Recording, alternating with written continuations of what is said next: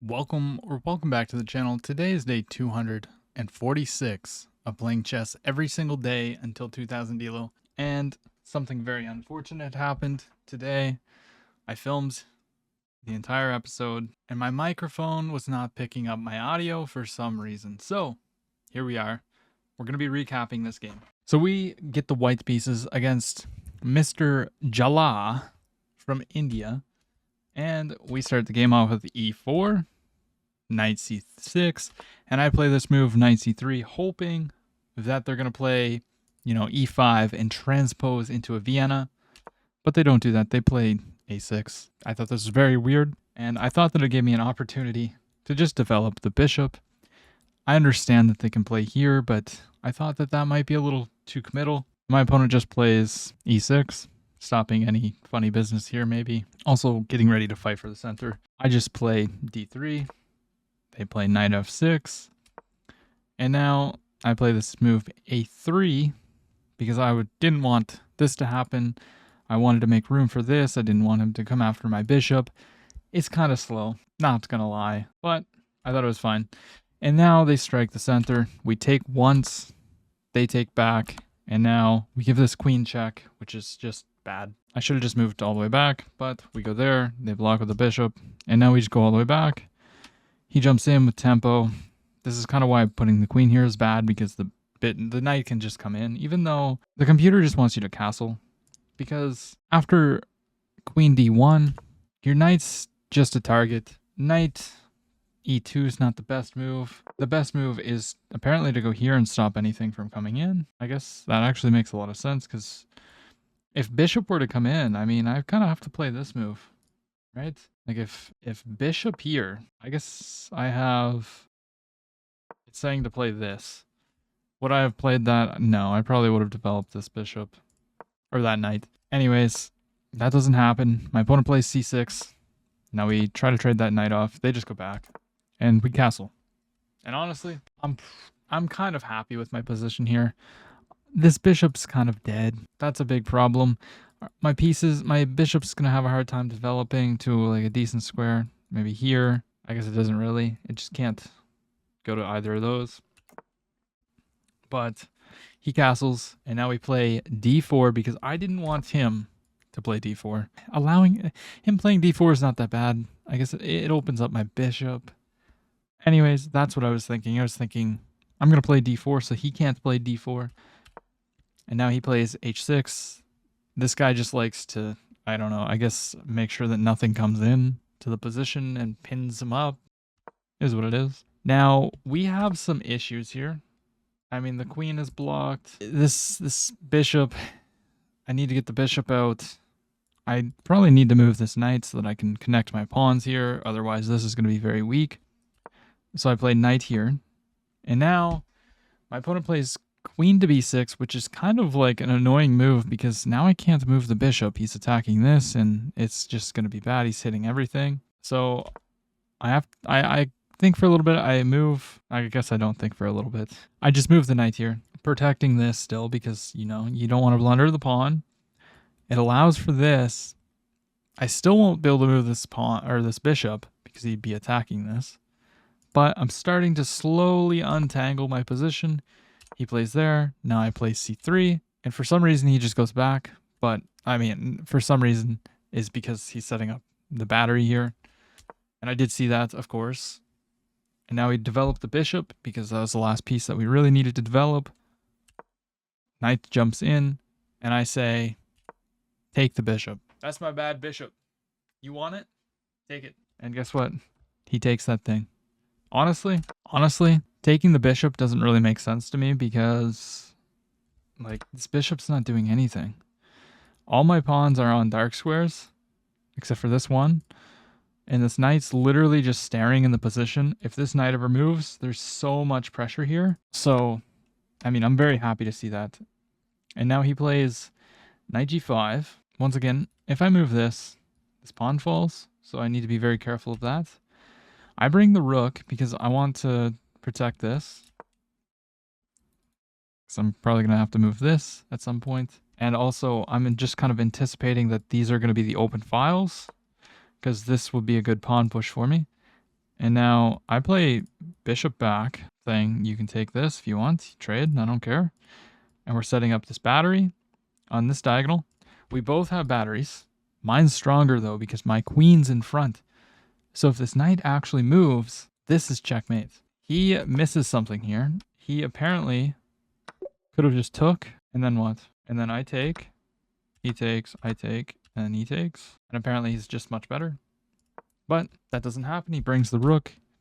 And now we play knight to f4, cutting like a lot of stuff off here. And we're kind of like trying to prepare to play h4 to try and kick this away.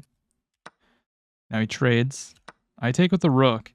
And I was actually kind of scared in this position because I thought that he might be able to sacrifice the queen. And after takes, he comes in with check. But he doesn't have that. Like if he actually does that, don't get me wrong, it's not completely losing. The computer says it's +1, but he has some major issues here because now he has to sacrifice and then move the knight.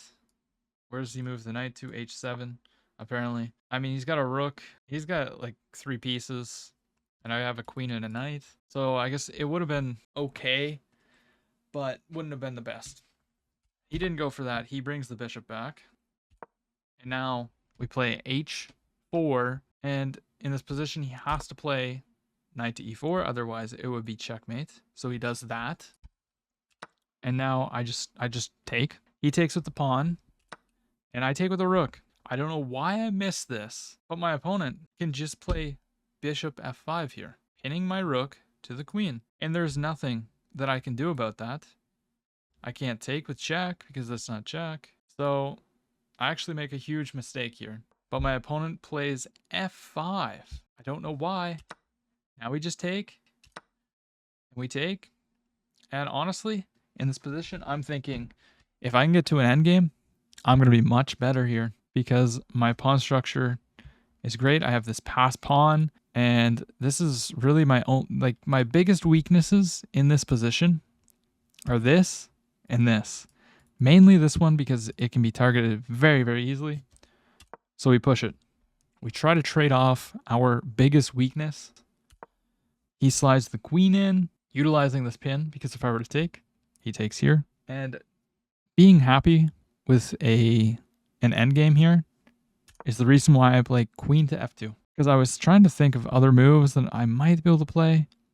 But then I was like, you know what? If I go into an endgame, I probably win this. So I go there, he takes, I take, and then he takes the pawn, and we just take with the rook, because if I take with the bishop, then it's not a forced trade. This isn't a forced trade either, obviously, but I think his best move was to just take, and then go into this endgame. But he doesn't do that. Now he pins me. Now, I play this move ultra quick. I literally played it instantly. And then I realized I was like, dummy, just give a check and then move the rook. Because here's the biggest difference. If you play check here, let's say king moves here. Now you get in on the 7th rank. And your bishop is on this nice diagonal. It's just good, right? But when you do this, and they take, and then you take, look at the difference. Your rook is behind the b2 pawn. It's just bad.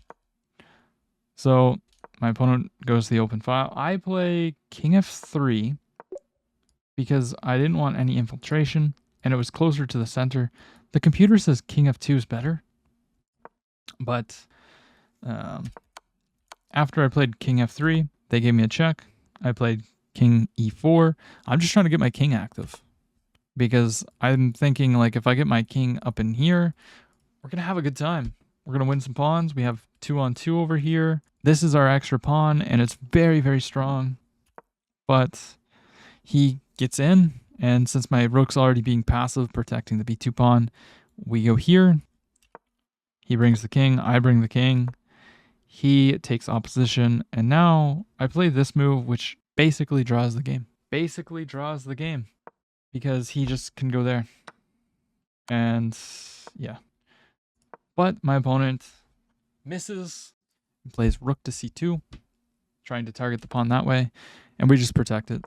Now he goes back. I push, halting his pawns. He attacks my g-pawn, and I think I should have just given it up. There's actually a little tactic here. I missed it in the game, but if he takes, we just have check, winning the rook. So you could have defended tactically, but I just defend. He gives a check, and we slide the king in, and it's a little bit scary here, right? I mean, if you play this, you're probably gonna lose. Takes. I mean, I guess not lose, but you can't do anything like this. You need to keep it like that. Your king has one legal square. It's just a little bit scary. I mean, let's say I just played this, he went here, and then I played this, you just get mated. So you gotta be a little bit careful, right? Putting your king in a mating net like this. But I was aware. I played rook e1. They go after this pawn. They're threatening to take it with check, but I don't care. You know why? Because I'm gonna get a pass pawn here, and it's gonna be very, very strong. I calculated that after takes, I can go here, and then I'm gonna get my king, and it's gonna help promote. So I play d5. My opponent takes. Now we play here. We're attacking the rook. The rook has to move. They give another check, and my king just goes to e6. They take, I take. They take the pawn, and they have two passed pawns, but d6. And after this, it's mate on the board. I don't play it. I play this because I'm a human. They go here, and then I just go rook to c1. I'm just threatening checkmate. They have to give up the rook, basically. They have to go here and then take the pawn. And then after I target this pawn, they resign. Because there's no saving this pawn. If you push, well, I mean, I can just bring the king. I can just go here. Like, there's so much I can just do. I can just go here. If they go here, I go here. It's game over. I played this game with an 82.1. And my opponent played with 74.9. My opponent missed quite a bit of stuff. And I got kind of lucky, to be honest. But we took the dub. And I had a performance elo of 1900 versus his 1700. If you enjoyed the video, consider leaving a like, commenting, and subscribing. I will see you tomorrow.